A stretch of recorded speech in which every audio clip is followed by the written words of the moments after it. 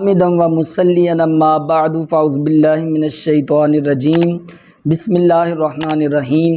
میرے تمام دیکھنے اور سننے والوں کو السیرت دواخانہ کی جانب سے السلام علیکم ورحمۃ اللہ وبرکاتہ۔ معزز ناظرین اکرام و طلباء کرام، آج کا ہمارا ٹاپک ہے تریاک گردہ۔ اس کو بنانے کا طریقہ، اس کے فوائد کون کون سے ہیں، اس میں احتیاطیں کیا کیا کرنی ہیں، یہ ساری باتیں آج کی اس ویڈیو میں آپ کے ساتھ ڈسکس کروں گا۔ اس سے پہلے میں آپ سے ایک چھوٹی سی گزارش کروں گا کہ اللہ کی رضا حاصل کرنے کے لیے، ثواب پانے کی نیت سے درود پاک کی فضیلت سن لیں۔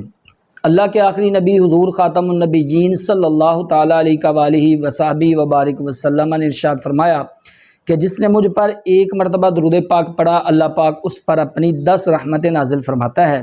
تو جلدی کیجئے، آپ بھی پڑھ لیجئے، صلو علی الحبیب صلی اللہ تعالیٰ علی محمد صلی اللہ تعالیٰ علیہ وآلہ وصحبہ وبارک وسلم۔ معزز ناظرین اکرام و طلباء کرام، جیسا کہ آپ جانتے ہیں کہ ہمارا غدی اعصابی ادویات کا سلسلہ جو ہے وہ جاری و ساری ہے۔ ہم گرم تر ادویات جو ہیں ان کو بیان کر رہے ہیں، اور آج کا ہمارا ٹاپک جو ہے وہ ہے تریاک گردہ۔ سب سے پہلے آپ اس بات کو جان لیں کہ تریاک کسے کہا جاتا ہے، تو میں آپ کو حضرت سیدنا امام جعفر صادق رضی اللہ تعالیٰ عنہ آپ کے بقول آپ کو بتاؤں گا۔ آپ اپنی کتاب علم الابدان میں فرماتے ہیں کہ التریاک ہوا دواء یعکس تاثیر السم بسرعۃ یسمى۔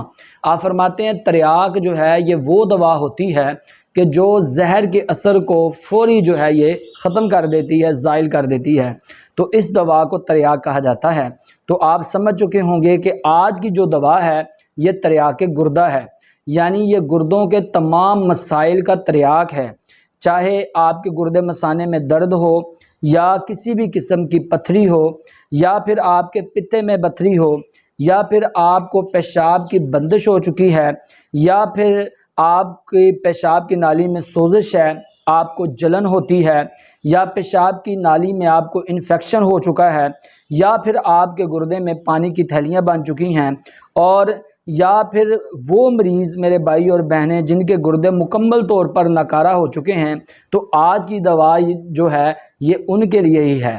اس دوا کو آپ گھر میں بنائیں، اپنے بھائی کو دعائیں دیں، انشاءاللہ تبارک و تعالی اس دوا کے استعمال سے چند روز میں آپ کے یہ گردوں کے تمام مسائل جو ہیں یہ حل ہونا شروع ہو جائیں گے۔ اس میں آپ نے اجزاء کون کون سے ڈالنے ہیں ان کو آپ نوٹ کر لیں۔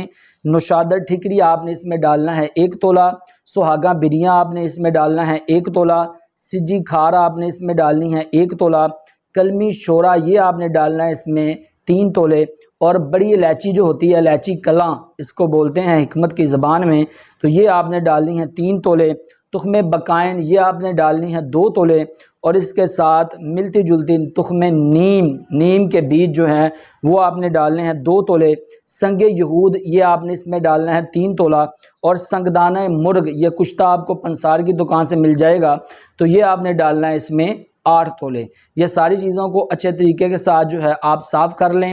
صاف کرنے کے بعد سنگ دانہ مرغ کے علاوہ آپ تمام چیزوں کو اچھے طریقے کے ساتھ پیس لیں، اور پیسنے کے بعد آپ سنگ دانہ مرغ جو ہے اس کو پھر دواؤں میں ڈالیں، اور اس کو کم از کم 3 گھنٹے تک آپ جو ہے کھرل کر لیں، تو آپ کی دوا جو ہے تیار ہے۔